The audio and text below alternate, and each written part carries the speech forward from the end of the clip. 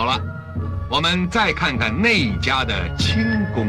Jerry from Fight Commentary Breakdowns here. So this segment from Dragons of the Orient impressed me so much as a kid. Originally, I didn't even want to critique this, but I realized, you know what? This segment deserves critiquing because it's a lot of what you would call trickery or misdirection. Basically, this is the segment on the mystical parts of Chinese Kung Fu. And of course, as a kid, since I wasn't a magician, I never studied magic, I was really impressed. But now that I'm a little older, I can look at it with a critical lens. We'll probably figure out a lot of the ways they did this to make it look like, oh my god, this is some mystical, magical stuff. So anyways, let's look at this from a critical eye. Maybe there's even a technique that I can't explain.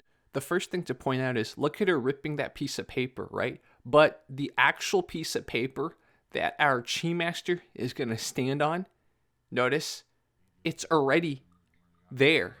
So that's the first thing that stood out to me when I first saw this again after many years. That piece of paper, the one he's going to stand on, it's already there. It's already placed there. And then he's doing all that praying stuff, but that's really just misdirection. This kind of reminds me of levitation tricks that a lot of magicians do. They'll be able to hide a pole or something that keeps them up from plain sight. And that's what this reminded me of now that I watch it as an adult. So you guys let me know, have you seen levitation tricks / tricks where it looks like the guy's floating?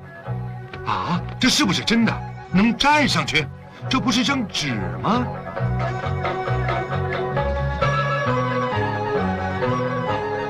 So next up, I love what he does to kind of make this look like it's not just magic, but actually related to Kung Fu and qinggong. Qinggong means like soft martial arts, right?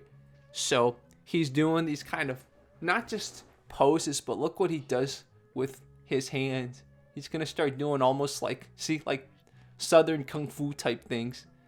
And then they have a guy with a mop or a broom to prove there's no strings or something hanging him up.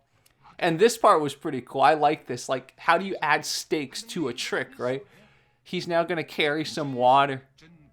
So, real Kung Fu, the narrator says. And you guys let me know. Is there something that's holding him up besides the paper? Or is this just really thick paper? What is going on, guys? And then they prove to you can cut the paper. It actually took a little bit of force for the box cutter to cut it. There's a trick in here that I don't even remember. And I think I have an explanation for this one. You guys let me know what you think about this one. So sticking to the theme of qinggong, soft kung fu, there's two apparent balloons. And this guy, after redistributing some of his internal soft power, is gonna go up on the balloons and not crack them, not break them. And so very, very impressive demonstration. And it shows how light he's made himself according to this Kung Fu documentary. Look at that. It does look pretty impressive, right? I think a lot of you already have some doubts. Talking about pre-placed props, again, if you look really closely, right, put on your thick glasses, you can see that to set up for the scene, there were people blowing balloons, but the actual balloons used for this trick were not the ones that were blown up. So my thought is probably the materials that these balloons were made out of were different than the ones that the hosts of the documentary were blowing. It almost seems like maybe these balloons were made from maybe the same material that rubber balls, you know, from kindergarten, those rubber balls that you throw at each other, what they were made of. If you deflate those, you can definitely stand on those. So that's the thought that came to my mind. I'm curious to hear your thoughts, so leave them in the comments. Even as a kid, I felt like this one was the most suspicious, if that makes sense. So basically, this guy has a paper figure, and he's going to make the paper figure able to bear weight. And basically, that's the pot, right? A wok, a guo, as you say in Chinese. And he's going to make the paper figure hold up that wok. Now, first thing to keep in mind is, don't you see that he's pinned the wok to the wall right there? So it's not the paper figure holding up the wok, right? He's pinned it to the wall over there. So like, it's not anything to do with the paper figure. It's the fact that he pinned the wok to the wall. I remember looking at this. It's funny.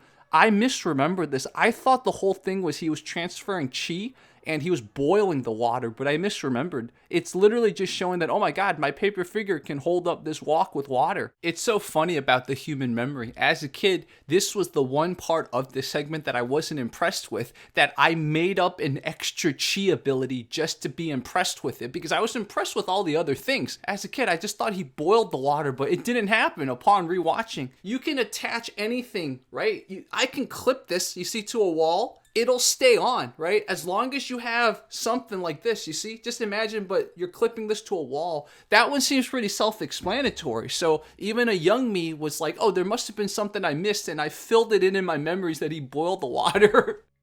Please don't try this segment at home, people. This was the segment that impressed me the most, because it's like iron finger technique, right? Look at them stopping the fan blades.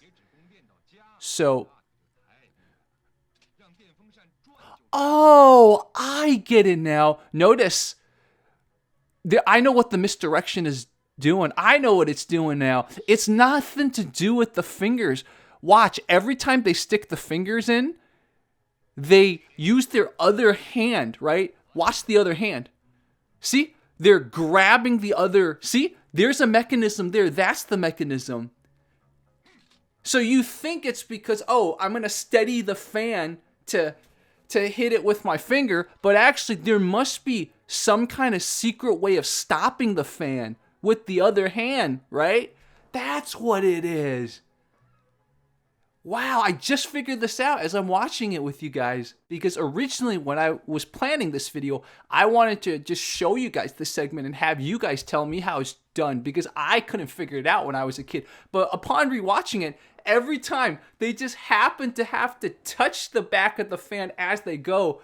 It's a little bit... a part of me thought maybe these fans were cheap enough that if you block the air intake, right? If you put your hand completely and block the air intake, then the fan would stop. But not all of them did that. If I had to explain this before I saw the other hand being used, I would have said that, okay, maybe these blades were just so cheap and flimsy that it basically, if they stuck their fingers in a little harder, they would have actually broken the blades. So we have this perception the blades are going to cut your finger, and probably it will, but they might have replaced the blades. Let me know what you guys thought the actual trick is, because I thought of two explanations, but maybe there's other explanations. Okay, guys. I never thought we'd do another segment on this documentary, but this was a cool documentary, man. There were amazing moments. There were moments that shattered my perceptions of Shaolin. If you guys haven't seen my first video on this, a lot of times in our martial arts journey in life in general, it's important to look at stuff that we consumed a lot of when we were younger. It's helpful for our growth, especially if we see things that are a little bit iffy about it, right? That's a sign. Okay, maybe we're learning to see things differently. We're learning to see more aspects of things. So I want to encourage all of you guys, martial arts and non-martial arts, re-examine things that, let's say, you took for granted, whether as a child, as a teen, maybe a few years ago. Re-examine them. This was so fun, guys. We'll do a lot more. Any martial arts documentaries you guys want me to watch and react to, let me know. Okay, guys? Talk to you soon.